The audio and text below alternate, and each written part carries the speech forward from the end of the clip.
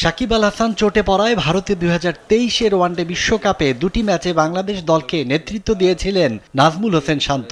তখনকার আপৎকালীন অধিনায়কে এবারের চ্যাম্পিয়ন্স ট্রফিতে নেতৃত্ব দেবেন বাংলাদেশকে। আইসিসি ইভেন্ট শুরুর আগে একটি বিষয় বাড়তি আত্মবিশ্বাস যোগাচ্ছে অধিনায়ককে।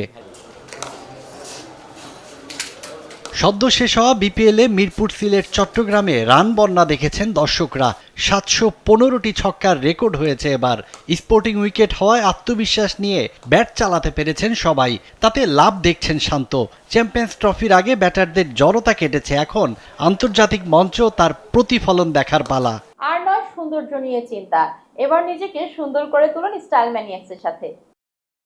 ভারত বিশ্বকাপ শেষে দেশের উইকেটকে কাঠগড়ায় দাঁড় করিয়েছিলেন শান্ত। নীতি নির্ধারকদের প্রতি অনুরোধ ছিল স্পোর্টিং উইকেটের। বিপিএলে সেই চাওয়া পূরণ হয়েছে। এতে অবশ্য পুরোপুরি সন্তুষ্ট হতে পারছেন না টাইগার অধিনায়ক। তার চাওয়া ঘরোয়া সব লিগেই যেন থাকে এর ধারাবাহিকতা। প্রথমত এত অল্পতে খুশি হয়ে যায় না, জাস্ট স্টার্ট হয়েছে। আমার মনে হয় এই টুর্নামেন্টটা, বিপিএলের এই টুর্নামেন্টটা খুব ভালো উইকেট ছিল। খুবই মানে স্পেশালি ব্যাটসম্যানরা খুব ভালোভাবে ব্যাটিং করেছে, বোলারদের কষ্ট হয়েছে। তো জাস্ট স্টার্ট। আমার মনে হয় যে এই আরও ভালো উইকেট হওয়া সম্ভব। এখান থেকে কীভাবে লম্বা সময় ধরে আমরা এরকম ভালো উইকেটে প্র্যাকটিস করতেছি শুধু একটা টুর্নামেন্টে, এরপরে ডিপিএল আছে, ফার্স্ট ক্লাস ক্রিকেট আছে।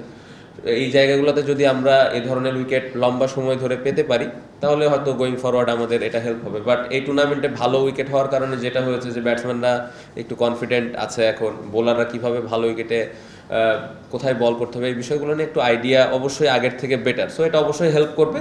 বাট আমি বিশ্বাস করি যে এই যে ভালো উইকেটের বিষয়টা এটা আরও লম্বা সময় ধরে আমরা পাবো। পালা বদলের পর বিসিবি সভাপতি হিসেবে ফারুক আহমেদ দায়িত্ব নেওয়ার পরই বাজে উইকেটের অভিশাপ থেকে মুক্ত হয়েছে দেশের ক্রিকেট। এখন প্রয়োজন এর ধারাবাহিকতা ধরে রাখার পথ বের করা। সাজ্জাদ খান, কালবেলা।